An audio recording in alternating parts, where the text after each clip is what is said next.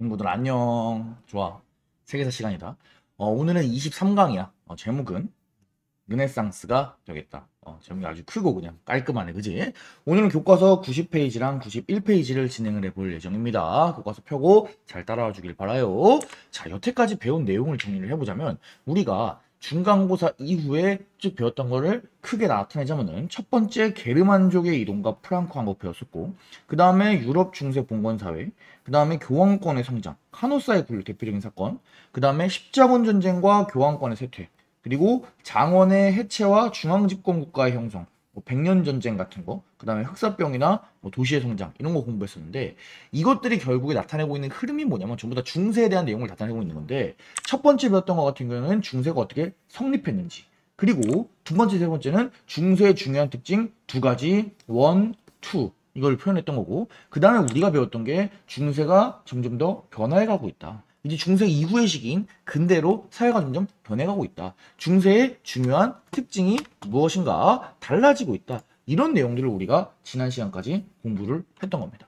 그래서 오늘은 이제 중세에서 근대로 넘어가는 딱 그 사이, 근대 초기에 있었던 일을 배워보도록 하겠습니다.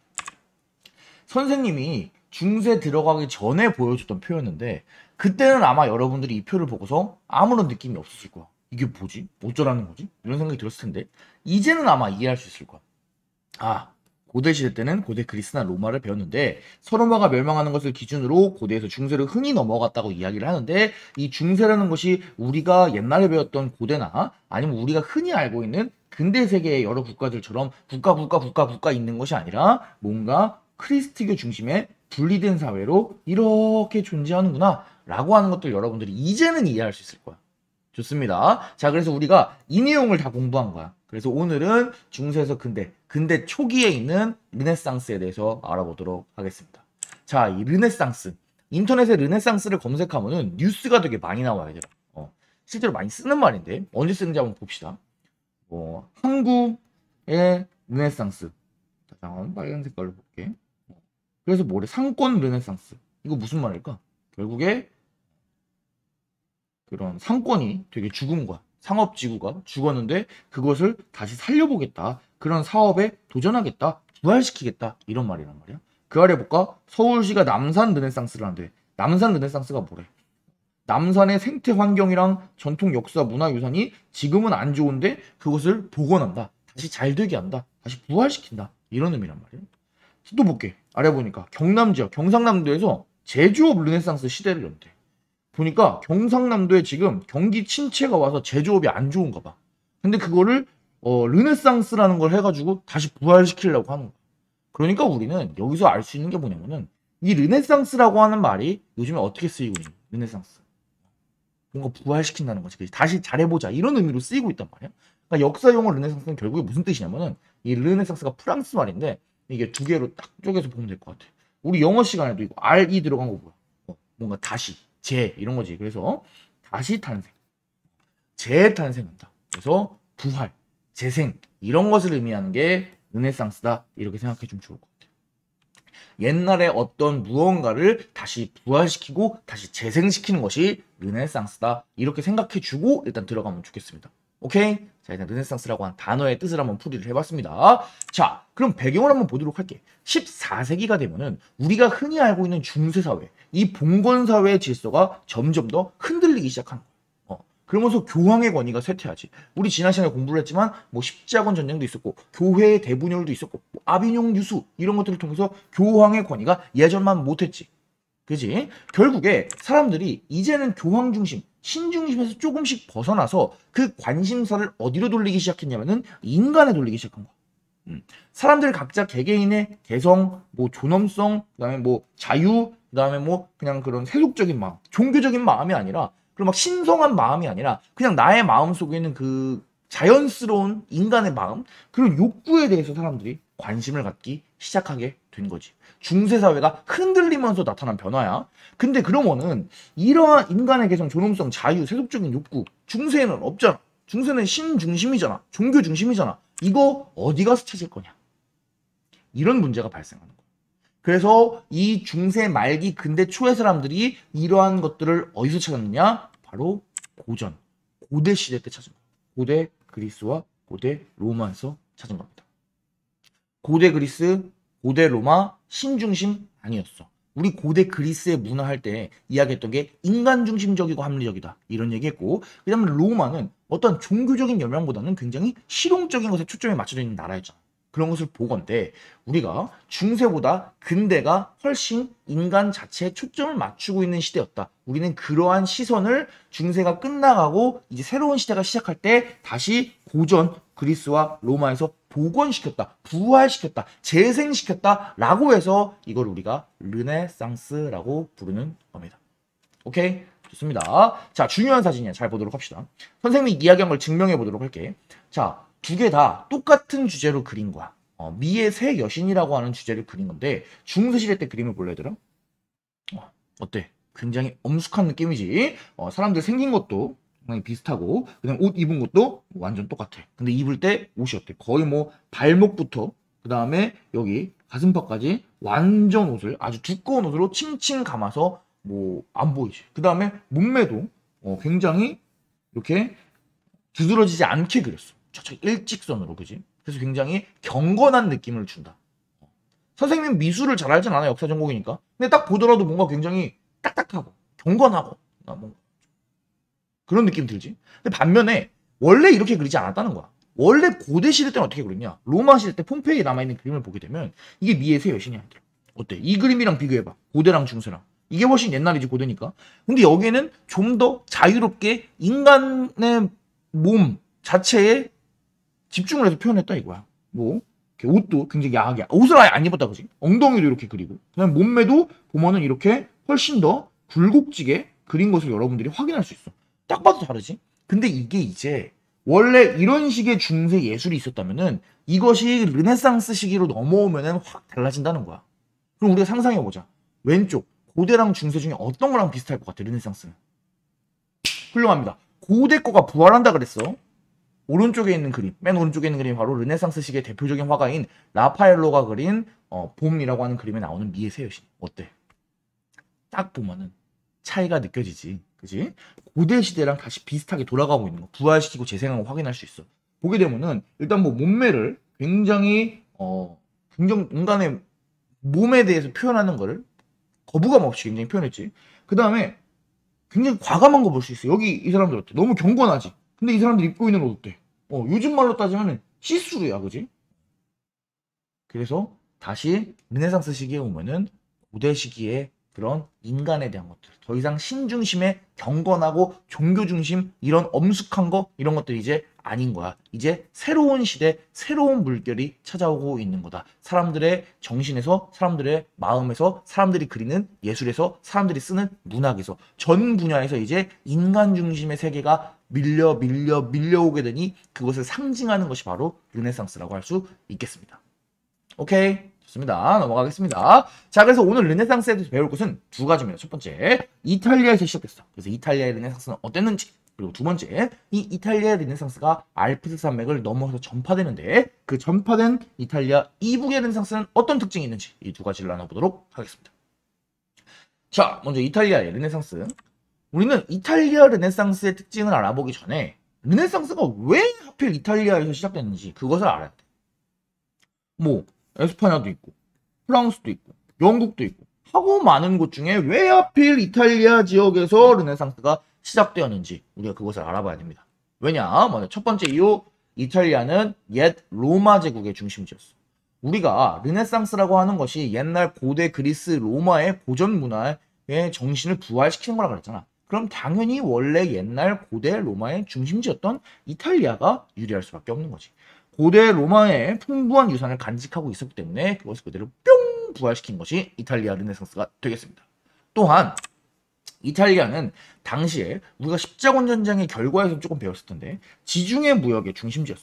그래서 이 이탈리아 북부에 있는 도시들이 당시 지중해 무역 그리고 이쪽 동쪽 지역과의 무역을 꽉 잡고 있었던 거야. 결국에 돈이 상당히 많았지, 도시들을 중심으로. 그리고 이런 돈이 많은 도시들, 이런 경제적 번영을 이룩한 이탈리아 북부는 돈이 많았기 때문에 이탈리아 르네상스의 자유로운 예술들을 지원을 할 수 있었어. 돈이 없다. 그럼 당장 뭐 군대를 만들거나 먹고 살거나 이런 것들에 좀 더 돈이 많이 들어가야 되는데 경제적으로 풍요롭다 보니까 아무래도 인간에 좀 더 집중을 했던 그런 문화나 예술에 좀 더 투자를 할 수 있었던 거지. 자, 두 번째 이유였습니다. 자, 세 번째 이유. 세 번째 이유는 비잔티움 제국에서 많은 학자들이 이주를 했습니다. 원래 비잔티움 제국이라고 하는 것은 이쪽이 게르만족이 침입했을 때 서로마가 멸망했음에도 불구하고 동쪽 지역에서 계속해서 로마 제국을 유지하고 있었던 거잖아. 그러다 보니까 이쪽 그리스 지역 그리고 이쪽 콘스탄티폴리스 쪽 이쪽 해가지고 계속해서 고대 로마와 그리스의 문화가 어느 정도 보존될 수 있었던 거야. 그런데 이쪽의 사회가 혼란스러워지고 뭐 이슬람 세력이 쳐들어오면서 이쪽 지역에 있던 비잔티움 제국의 학자들이 이탈리아 지역으로 이주하는데 이주하는 와중에 그냥 몸만 온 게 아니라 그리스랑 로마의 문화를 그 사람들이 갖고 왔겠지.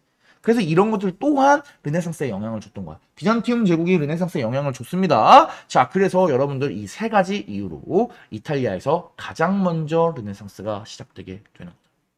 이 르네상스 시기에 유행했던 르네상스 시기의 핵심이라고 할 수 있는 사상은 무엇이냐?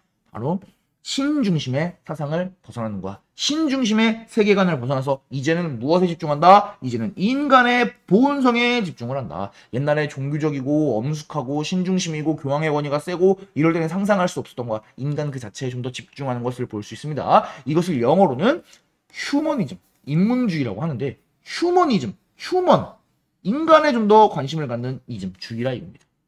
그래서 인문주의, 휴머니즘, 르네상스의 정신, 인간과 자연을 있는 그대로 바라보고 그 아름다움을 거침없이 묘사해버리는 게 르네상스 되겠습니다. 자, 이제 이탈리아 르네상스의 특징을 조금 알았을 거야.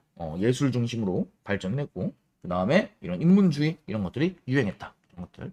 자, 그리고 이 뒤에는 선생님 이탈리아 르네상스의 조금 특징적인 작품들을 한번 보여주도록 하겠습니다. 자, 인문주의를 대표적으로 볼 수 있는 작품 먼저 볼게. 자, 인간의 감정을 있는 그대로 드러낸 보카치오라고 하는 사람의 데카메론이라고 하는 글이 있어. 이 글인데 교과서에는 없지만 여러분들이 이거 읽어보면은 인문주의, 르네상스의 흐름을 아는데 도움이 될 것 같아서 선생님이 갖고 왔어. 자, 읽어볼게. 숙녀들을 좋아하는 나의 타고난 본성을 어떻게 하겠습니까? 내가 여자를 좋아하고 또한 그들의 사랑을 받으려고 노력한다는 것은 틀림없는 나도 사실로 인정합니다. 나 여자 좋아한다. 근데 그게 대체 뭐가 문제냐? 라고 묻고 싶습니다. 만약에 숙녀분들이 허락해주는 사랑의 입맞춤, 숙녀들의 정숙함을 조금이라도 취할 줄 아는 사람이라면 내가 나쁘다고 말하지 못할 것입니다. 이거 뭐니 얘들아? 무슨 얘기야? 어떤 사람이 있는데 자기가 여자를 너무 좋아한다는 거야. 근데 그 여자 좋아하는 게 뭐가 나쁘냐 이거. 사랑의 입맞춤 너 안 좋아하니? 너 숙녀들의 정숙함, 숙녀들의 매력, 여자들의 매력 이런 거에 취할 줄 모르니? 반할지 몰라? 만약에 네가 그런 사람이라면 나에 대해서 어떻게 나쁘다고 말할 수 있겠니? 너도 그렇잖아. 솔직해져. 이렇게 얘기하고 굉장히 거침없이 자기 마음의 속마음.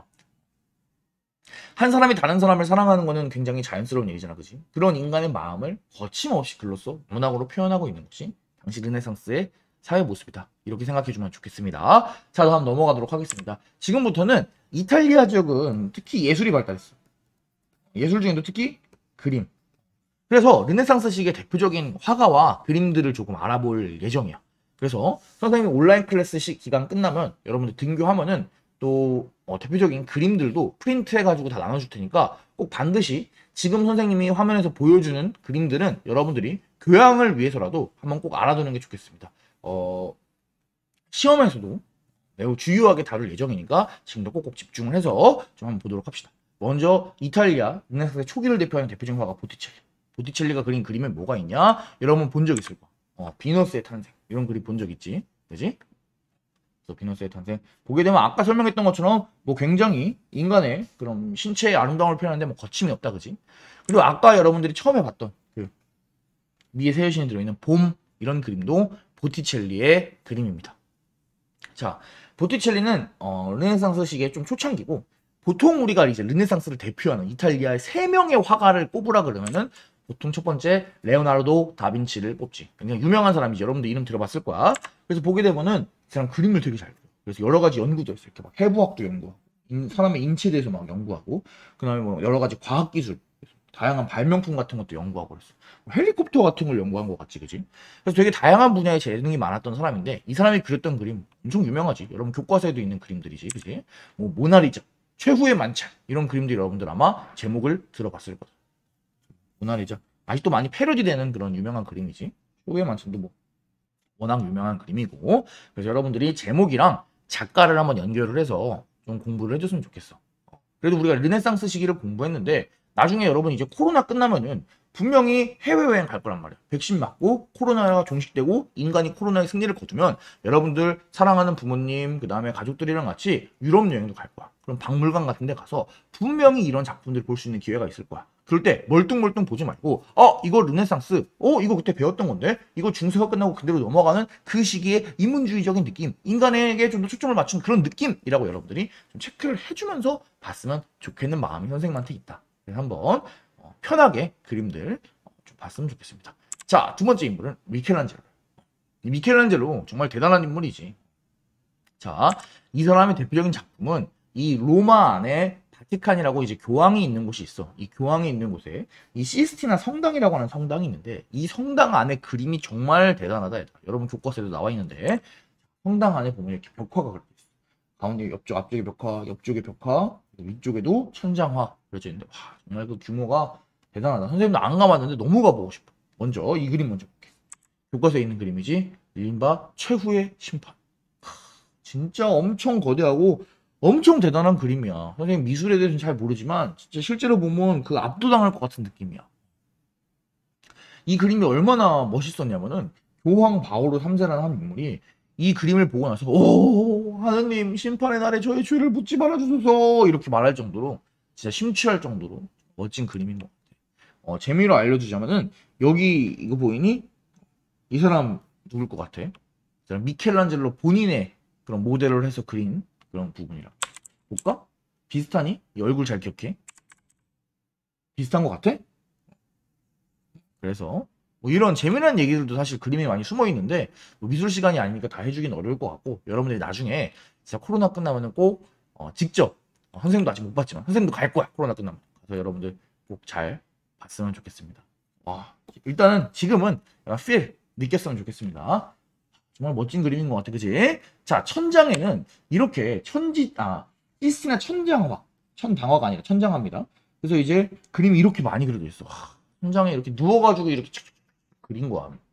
정말 대단한 작품이었던 것 같은데 이 각각의 그림들에 보면 이 중에 유명한 게 있지 또 요거 가운데 우리가 이른바 천지창조라고 부르는 그림이야. 어디서 본 적 있을 거야 그치? 많이 패러디되는 그림 중에 하나지. 여러분들이 이걸 그냥 천지창조라 그래서 다른 그냥 한 개 띡 작품인 줄 아는 경우가 있는데 그게 아니라 이 시스티나 성당의 천장에 있는 수많은 그림 중에 한 개다 이렇게 생각해 주면 되겠습니다. 이 사람 그림만 잘 그린 거 아니야? 이 사람 조각도 엄청 잘해. 피에타, 뭐 다비드상 이런 거 미켈란젤로 대표적인 조각품이지. 이런 거 보면 뭐 옷깃을 이렇게 쭈글쭈글 이렇게 막 질감을 표현한 이런 대단한 것 같아. 다비드상 멋있다 그지? 선생님도 이런 멋진 몸매를 갖고 싶다. 그래서 대단한 작품이다. 그래서 이런 정도 생각해주면 좋을 것 같고 라파엘로 또 유명한 사람이지. 3명 중에 마지막 사람. 자, 이 사람이 그린 그림. 아테네 학당이 유명하지. 우리 학교에도 있어. 여러분 잘 모르겠지만 1층 교장실 앞에 가면 교장실 맞은편에 이 그림이 붙어 있어. 그래서 이 아테네 학당을 보게 되면은 그리스 시기랑 헬레니즘 시기에 굉장히 많은 다양한 학자들, 여기 나오는 사람들 전부 다 이름 있는 학자들이야. 그런 학자들이 굉장히 다양한 학문에 심취해 있는 모습을 이렇게 그린 것이 바로 아테네 학당이 되겠다. 그래서 대표적인 인물 여러분들이 살펴보면은 이 사람 플라톤이고 이 사람 아리스토텔레스. 그래서 세상의 진리는 어디 있는지에 대해서 이야기하고 있는 이런 그리스와 헬레니즘의 철학자들, 학자들의 모습을 그림으로써 약간 신중심에서 인간 중심으로 변하는 그런 어떤 시대를 표현한 게 아닐까. 선생님은 아테네 학당을 보면 그런 생각이 든다. 그래서 라파엘로의 아테네 학당도 여러분들이 잘 체크를 해줬으면 좋겠습니다. 워낙 재밌는 그림이에요, 그치? 여기 안에 있는 사람들이 어떤 사람들인지 각각 체크해보는 것도 진짜 상당히 재밌어.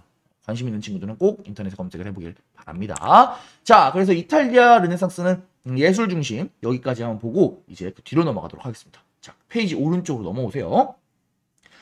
이탈리아의 르네상스는 16세기 정도가 되면은 이제 알프스 산맥을 넘어서 북쪽으로 해서 전 유럽으로 전파가 된다. 우리는 이것을 알프스 이북의 르네상스라고 흔히 얘기해. 르네상스 2단계야.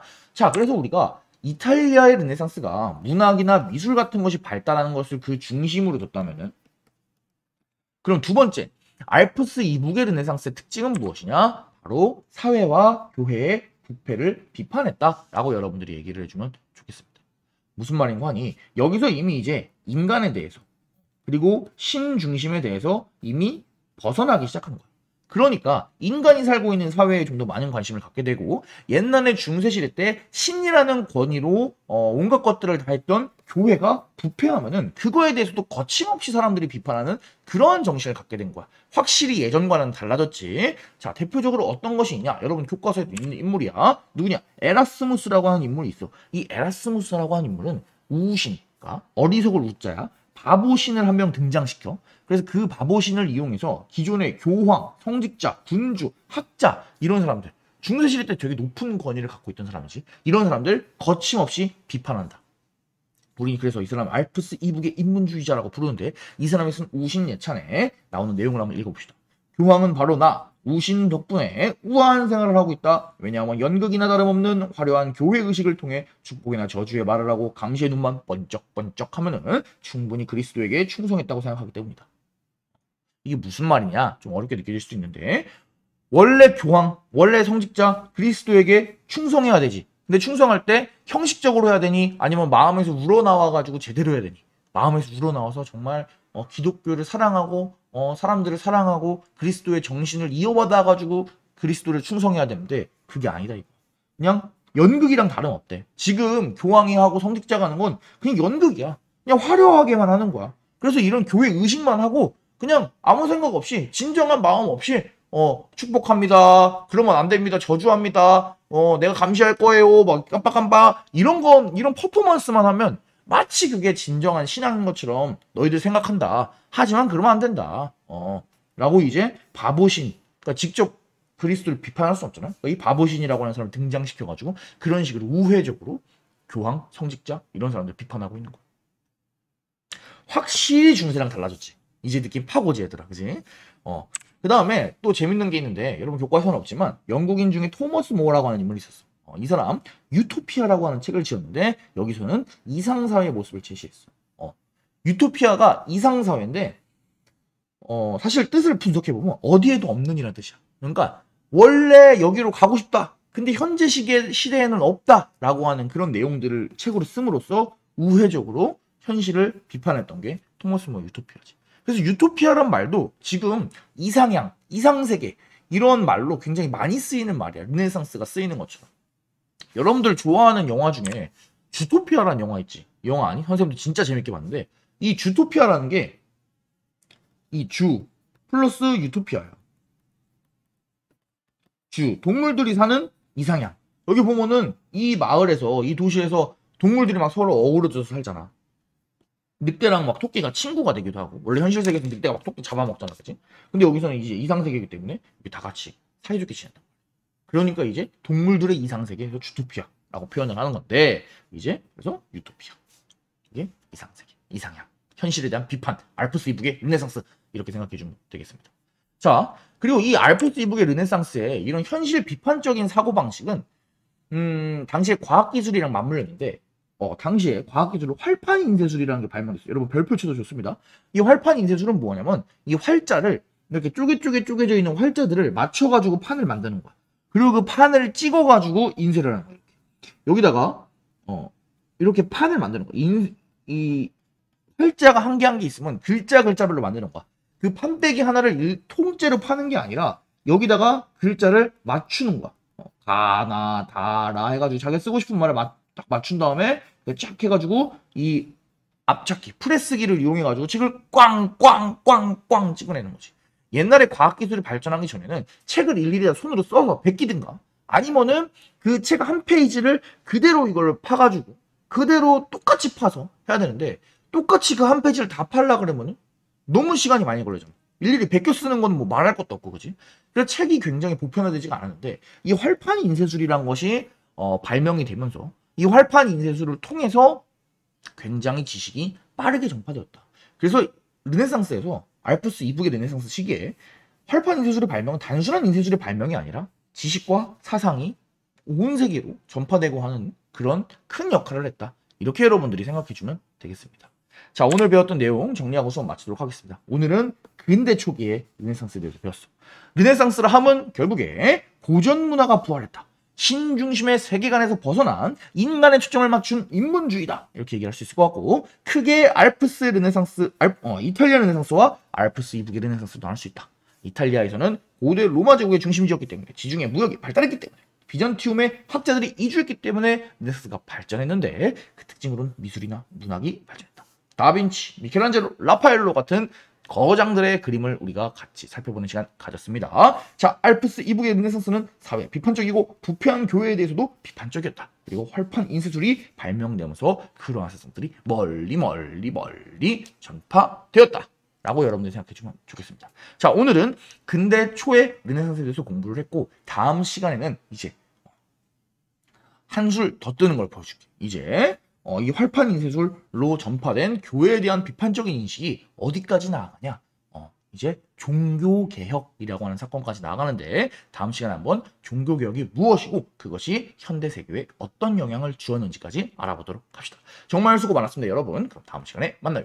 안녕!